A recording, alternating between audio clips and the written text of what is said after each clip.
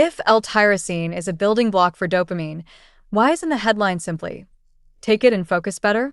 Is the supplement actually raising motivation, or is that a tidy story built from one biochemical step? Exactly. Tyrosine is a normal amino acid, not a drug like remote control. You get it from protein foods, and your body can also make it from phenylalanine. The supplement version is a concentrated dose of something already moving through amino acid pools. That matters because the first question is not, can the pathway exist? It is tyrosine the limiting piece right now? So the person most likely to notice something is not necessarily the person with an ordinary workday and a protein-rich breakfast? Are we really talking about cold, pressure, sleep loss, or heavy cognitive demand? That is the more honest map.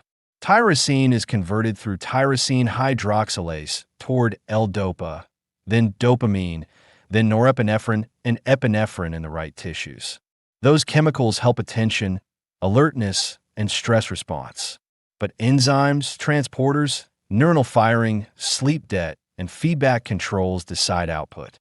Adding more starting material may help only when the system is strained enough for precursor supply to matter.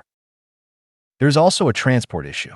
Tyrosine shares large neutral amino acid transport with other amino acids. A protein meal gives tyrosine, but it also brings competitors.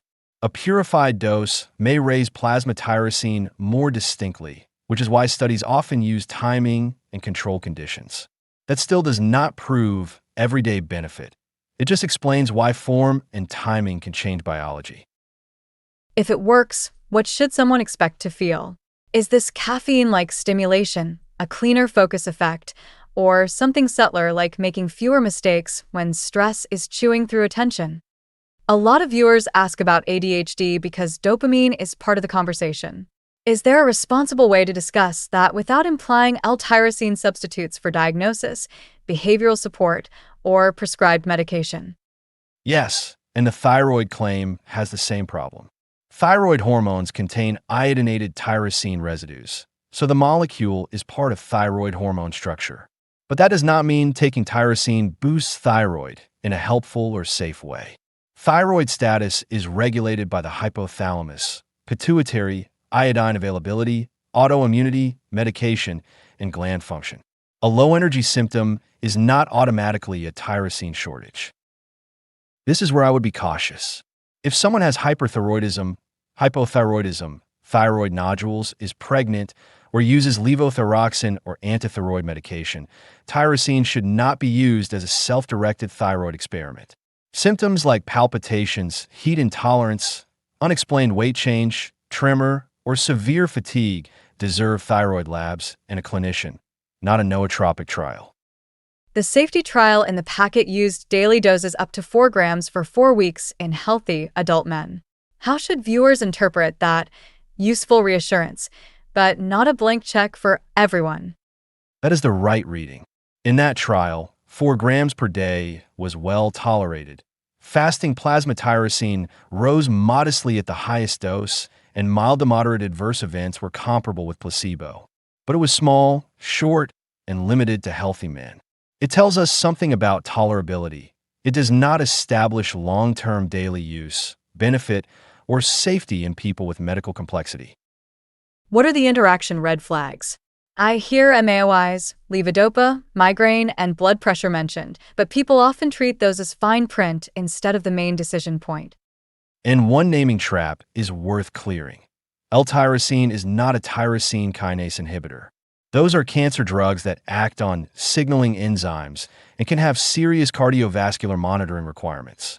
The shared word, tyrosine, does not mean shared purpose, potency, or risk profile. Supplement labels and oncology drug names live in completely different regulatory and clinical worlds. For a low-risk adult, I would judge tyrosine like a situational tool, not a personality upgrade. Pick a specific use case: night shift, exam under sleep restriction, unusually stressful duty, and define the metric: errors, task completion, perceived mental fatigue, or reaction time. If the target is vague, better dopamine, you cannot evaluate it. If nothing changes after repeated comparable situations, retire the claim. Even if the idea is reasonable, how much should product quality change the decision? A study dose is one thing.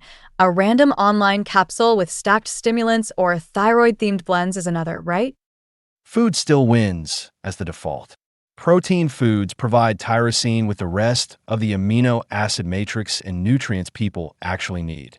Supplements are more like a narrow experiment, concentrated, timed, and easier to overinterpret. If someone eats little protein, fixing the diet is more defensible than chasing a capsule. If they already eat enough, the plausible supplement benefit becomes narrower and more stress-specific. So the clean conclusion is L-tyrosine is plausible for preserving performance when stress or sleep loss is the bottleneck, but weak as a daily focus promise and not a thyroid fix? And the smarter question is not, does it boost dopamine? But is my situation one where precursor support could matter?